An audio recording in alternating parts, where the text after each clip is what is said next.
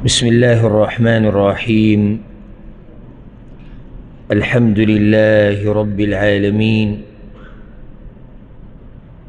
والصلاة والسلام على أشرف الأنبياء والمرسلين نبينا محمد وعلى آله وصحبه أجمعين، أما بعد. د ورو سوال کړی دی، دا ډېر اهم سوال دی. وایي داسې ویلی کېږي بار بار چې د یوې کورنۍ د طرف نه یا د یو خاندان د طرف نه یو څاروی په هغې باندې قرباني کېدی شي. لکه یو کس راولږي قرباني وکړه، د ده چې څومره خاندان دی کور والا دی هغه پکې دننه راغی، نو دا کورنۍ یا اهل بیت یا خاندان د دې څه ضابط دی؟ یعنې خاندان چا ته وایي؟ کورنۍ چا ته وایي؟ اوس که عام تعریف د خاندان والی نو بیا خو بس خپلوانو به ځي به کوم کوم ځي ته به ځي، دا به زموږ خاندان دی. خو څه ته وایي دا اهل بیت چې حدیث کې دا راغلي. پرون موږ حدیث ذکر کړی و د ابو ایوب انصاري رضی الله عنه چې د رسول صلی الله علیه وسلم په زمانه کې به قرباني داسې کېده، کان الرجل یضحي بالشاة عنه وعن اهل بیته. یو سړي به ګډ حلال کو د خپل طرف نه او د اهل بیت ته طرف نه، دا به کافي. اوس د اهل بیت چا ته وایي؟ د دې څه ضابط دی چې موږ یې وپېژنو؟ نو دې کې د علماو اختلاف دی، چا څه ویلي چا څه ویلي. خو دې کې تحقیقي قول هغه دا دی چې هر هغه خپل چې تا سره اوسېږي او ته پرې خرچه کوې، نو چې ته قرباني وکړې، څوک چې تا سره اوسېږي او ته پرې خرچه کوې، دا ټول ستا به د قرباني کې دننه راځي. دا د اهل بیت ضابط دی. یعنې یو سړی دی خو د هغه سره بچي دي، ښځه ده، مور پلار دي، او دوی ټولو باندې دی خرچه کوي او دی قرباني وکړي، نو دا د ټولو دپاره کافي ده. ضرورت نشته چې پلار به جدا قرباني کوي، مور به جدا کوي او ښځه به جدا کوي، دې ته هېڅ ضرورت نشته. او دلته دا مسله یاده کړئ، دا بعضو مولیانو چې دا نصاب راویستی د قربانۍ دپاره چې زنانه سره دومره سری په دې قرباني ده او چې دومره نه، دا بې دلیله خبره ده. د قربانۍ دپاره د زکات په شان نصاب نشته. قربانۍ کې دا دي بس چې اوس ترې رسي د قربانۍ د کولو، نو قرباني وکړه. چې اوس ترې رسي، داسې نصاب نشته چې دومره سره به وي او دومره سپین زر به وي او کال به پرې تېر شوی. نه، دا خو د زکات مسله ده. قرباني کې دا خبره نشته. قرباني کې دا چې اوس ترې رسي او تا سره دومره پیسې وي چې هغه ستا د حاجت نه او ستا د بچو د حاجت نه او په چا چې ته خرچه کوې د هغوی د حاجت نه زیات وي، اوس قرباني وکړه. بیا دې ته هم ضرورت نشته چې ښځه جدا کړي او خاوند جدا کړي او پلار جدا کړي او زوی جدا کړي. نه، یو قرباني کافي ده. او که اوس یې رسي او کوي، الله ولا اجر ورکوي. خو نور دا پې لازم نه دي. ورې اوس خاوند جدا قرباني کوي، ښځه جدا قرباني کوي، دوی له به الله اجر ورکوي. خو که دا سړی قرباني وکړي، ښځه د هغه ماتحت هغه پرې خرچه کوي، په دې قرباني کې ښځه راغله، نو په ځان باندې بوج جوړول نه دي پکار. زموږ خواله کسان راغلي تپوس کوي، زه هر کال چې دی نو زمونږ پلار جدا قرباني کوي، زه جدا کړم. زه ته یو ځای یو ځای اوسي، یو کور، دې کال له اوس نه رسي، اوس څه وکړو؟ یعنې دې لپاره بیا قرضې کوي. خو لازم دا خبره پوره کول غواړي، وایي زه پلار له جدا پیسې لېږم، هغه ځان له قرباني کوي، مور له جدا لېږم او ځان له جدا، خو ځان څه له بوج جوړوي؟ قرباني چې دې یو وکړه، دا د اهل بیت ته طرف نه ټولو کافي شو. اوس ته یو سړي رسي کوي دي. خو دا طریقه ګوره، ابو ایوب انصاري رضی الله عنه دغه حدیث چې موږ وایو هغه پکې دا خبره ذکر کړې ده، وایي د رسول صلی الله علیه وسلم په زمانه کې داسې ده، حتی تباهى الناس فصارت کما ترى. نو یې خلکو پکې فخر شروع کړو، نو یې بیا وګوره دغه حال شو. څه مطلب شو دغه حال شو؟ څنګه؟ ځان ځان له قرباني شروع شو. معنی دا چې د رسول صلی الله علیه وسلم په زمانه کې طریقه داسې نه وه چې ښځې به جدا قرباني او د سړي به جدا و، د پلار به جدا و، د بچي به جدا و. دا دغه په زمانه کې نه و. د رسول صلی الله علیه وسلم زمانه کې طریقه دا و چې یو قرباني به وشو، هغه د اهل بیت طرف. موږ دا نه وایو چې نه کېږي، سړي اوس رسي کوي دي، خو دومره ده چې په ځان باندې به بوج نه راولي او نه به ځان له تکلیف ورکړي. او نه دا خبره ده چې د ښځې سره اووه تولې سره پراته دي په دې قرباني لازم ده هسې زکات خو نه دی د یو زنانه سره اووه نیمې تولې اووه تولې اته تولې سره پراته دي خو بیا هم اوس یې نه رسي د ډېرو زنانو سره پراته او مالي حالات یې بیا هم کمزوري نو دا خبره چې په دې اوس قرباني لازم شوې ده او لا به لازم قرباني کې دا د بعضو ملیانو بې دلیله خبرې دي بې دلیله په دې هېڅ دلیل نشته او چې خاون قرباني کوي دغه ښځه پکې دننه راغله که الله دې کړي چې د دې سره سل تولې سره پراته وي دا ورسره یاده کړه یو سړی دی هغه قرباني وکړه او د ښځې سره 50 تولې سره پراته دي 100 تولې سره پراته دي په دې ښځه بله قرباني نشته او بیا که خبره که اوس یې رسې او کوي یا جدا خبره خو نو شریعت پې قرباني نه ده لازم کړی نو اهل بیت هغه شو چې هغوی یو کور کې اوسېږي او د هغوی خرچه نغری یو اوس داسې هم کیدی شي چې پلار دی او زوی دی دا خپلوان دي که نه دي مضبوطه رشته خو دا ده خو پلار یو کور کې جدا دی او زوی جدا بل کور کې اوسېږي دلته که پلار قرباني وکړي دا د زوی طرف نه کېږي زوی پکې نه شریک کېږي که زوی وکړي پلار پکې نه شریک کېږي ثواب کې وایم پرون موږ د ثواب خبره کړې وه ها دوی داسې شراکت کولی شي داسې نه به خبره څوک پوه نه شي لکه اوس یو څاروی دی غوا اوښ او په هغې کې یو برخه دا زوی والي او بله برخه پلار والي دوی جدا جدا اوسېږي او صحیح ده زه مطلب دا کم شراکت چې یادوم هغه په ثواب کې اهل بیت چې کوم ذکر شوي دي چې د هغوی طرف نه دا قرباني کافي ده هغې کې دی نه راځي ته د بل ځای کې اوسېږي ښه یو ځای کې اوسېږي خو د هغوی خرچه ګټه هر څه جدا دي دا هم جدا دي دا هم جدا حسابي او عجیبه زموږ د بعضو د دینداري ده چې کله د دنیا مسله راشي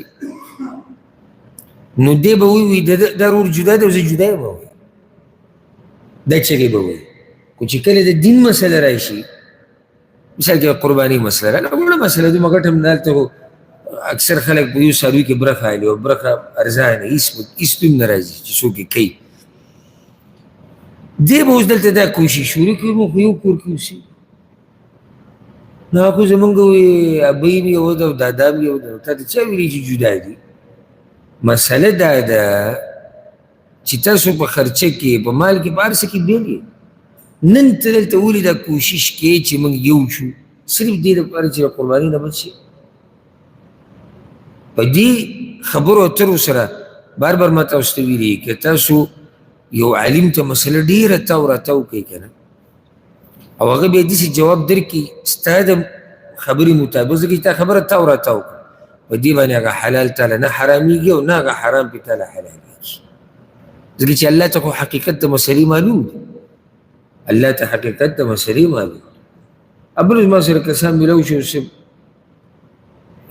مالي مسلې او دومره دا خبره تاوایه راتاوله ما ورته ویل الله بنده ټولې دا مسله تاویې راتاوله ته ما ته لنډو الفاظو کې ولې نه وایې چې ستا څه مسله ده ته پته ده که لنډو الفاظو کې ویم خو بیا دی په لنډو الفاظو کې جواب هم راکوي چې دا نه کېږي نه نه وایي که بالفرض او که دی راشي زما خواله او که زه ورشم د ده خواله او بیا دی ما ته ووایي چې 2 هفتې بعد او زه ورته وایم چې نه زه خیر د میاشت بعد او بیا دې 1000 راکړي او زه ورته وایم چې نه 4000 ته واله دی هغه 4000 هلته د بل کس سره پرېږدي هلته 5000 راوایي ما تا ته د دې نه خو تا سم هغه قصه دې ترې جوړه کړه سوال څوک داسې کوي هغه چېرته هسې منځ کې خبره راغله خوش طبیعتۍ دپاره او درس پکې هم دی او عبرت پکې هم دی دا یونې سړی خبرې ډېرې اوږدې کوي سوال هم ډېر اوږد دي تپوس هم ډېر اوږد دي هر څه اوږد دي نو سړی دا سوال کوي چې الله ده د سوال نه هم ساته نه هغه چېرته عربي ته چا په دې وټسپ کې دا خبرې لېږلي وټسپ ګوره دې دپاره راوتی دی چې سړی پې مختصر یو بل ته پیغامات لېږي او د بعضو هغه پیغامات نه وي هغه بیا دې ورسره نو هغه عربي ورته واپس کلیک کړی دا هغه ډېر مشهور شوی دی مخکې ورځو کې چا ما ته راولېږه اوس چې څوک په دې ملګرو کې چې زما ورسره پېژنګلوي او قصې اوږده کي زه ورته تکلیف ورولېږم هغه ورته وایي د الله بنده هغه عربي ورته ته د انبیاو قصې بیانې، که ته د جمعې خطبه کې دا ستا کلیپ دی 9 منټه، د دې 9 منټو په دې چې سړی د یو عالم بیان واوري څومره مسلې به زده کړي. دی به 9 منټه قصه به راوالي او هغه جو لا دا ښه ده. اوس پکې هغه شی راوتې ده، هغه سپیډ یې زیاتېږي، سړی هغه دویم نمبر ته ور واچوي، غټې غټې خبرې ترې بیا راغله. زه کله کله کلیپ داسې اورم، ما ته یو پیر چې وایي ته په دې پوه شوې، خو ډېر تیز روان، ما زه ترې دا غټې خبرې راوالم، بیا ذهن کې د مسله جوړه کړم چې دا به دې شي. ځکه چې دا چې ټول ته اورې 8 منټه شوه، لس منټه شوه، او په هغې کې هم په منځ کې راته دا وایي چې ما ته پته ده ستا وخت قیمتي، زه خبره راټولوم، مختصر کوم. راټولولو کې خو دې تا بیان جوړ کو پوره، تو خبره مختصر، سوال مختصر، سلام دعا مختصر. د وخت مناسب که سړی خبره اوږده کړي هغه بیا مناسبي مزم کوي. نو هغه ورور دا سوال ټول دې دپاره اوږد کو چې زه دا جواب د ده د خوښې مطابق ورکړم. هغه ته ما وویل چې ګوره الله یو شی حلال کړی، که ته ډېره خبره تو راتو کې هغه نه حرامېږي، او چې الله حرام کړی هغه نه حلالېږي.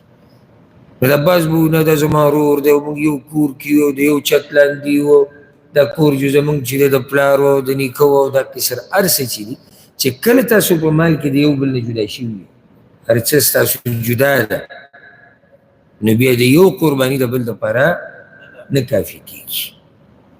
اوس پوه شوې که نه چې اهل بیت چاته وایي؟ کیدای شي یو کور کې اوسېږي او د یو بل په قربانۍ کې به طور د ثواب، به اعتبار د ثواب نشي شریک کېدی، او نږدې خپل دي، نږدې خپل ټول زیات پلار او زوی، خو چې جدا جدا اوسېږي دا یو کور نه حسابېږي.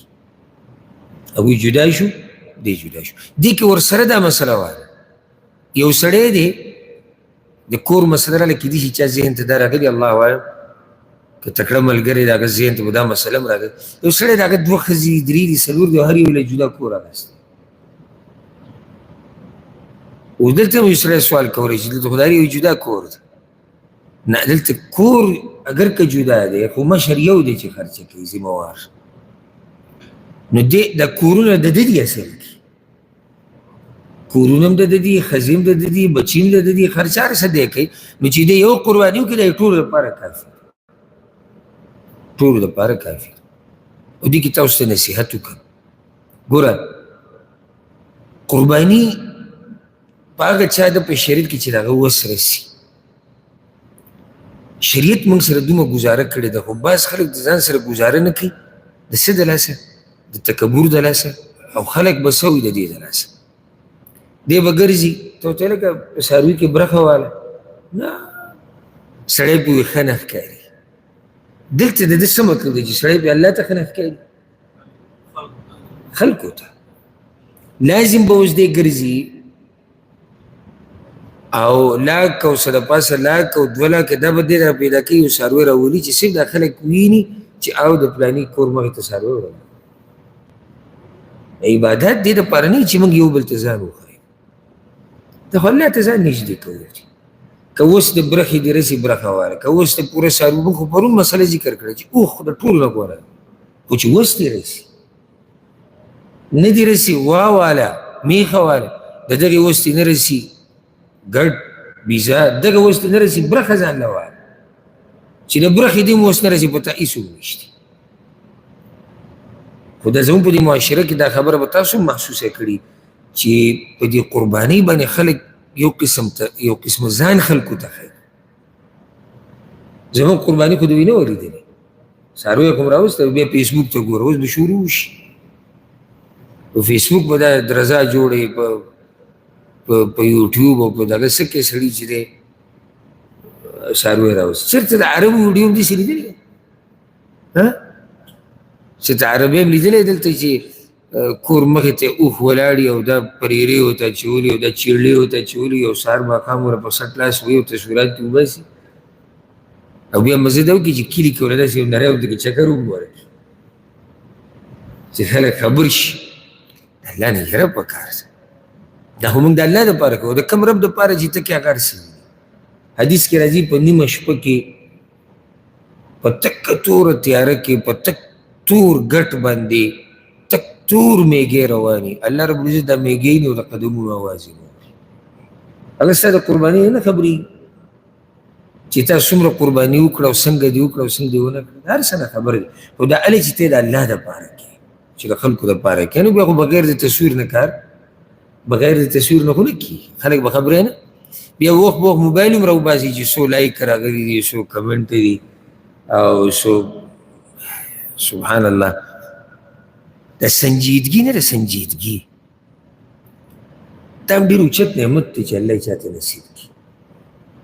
یعنې یو نیم سړی ګوره د شریعت نه نه خبر چې شریعت حکم په دې کې څه دی، خو دې کې دومره سړیتوب وي چې د ده سړیتوب دی د دې کار نه منع کوي. مړه سړی به بد ښکاري، خو دې ته خبر نه دی چې دا په شریعت کې هم حرام دی.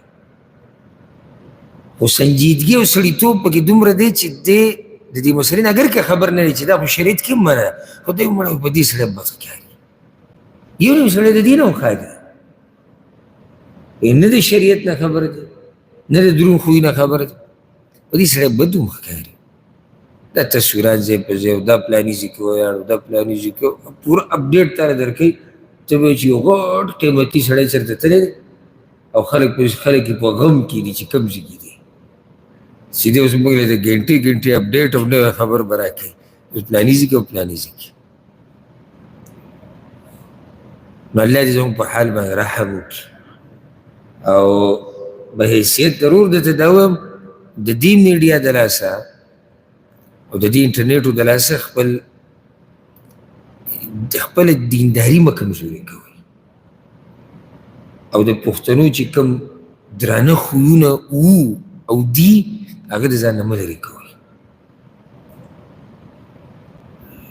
فایده تې اله موږ ته د فایدې نه ورکوو، فایده تې واله، دنیا پې زده که، دین پې زده که، ځان پې خبر کړه د دنیا د احوالو نه، خو بغیر د الله د نافرمانۍ نه، بغیر د سپکو خویونو نه، بغیر د خپل عزت د خرابولو نه. الله رب العزت دې زموږ عزت دنیا او آخرت کې وساتي. الله رب العزت دې زموږ په موږ او زموږ په بچو، زموږ په بیبیانو الله رب العزت دې پردې راواچي.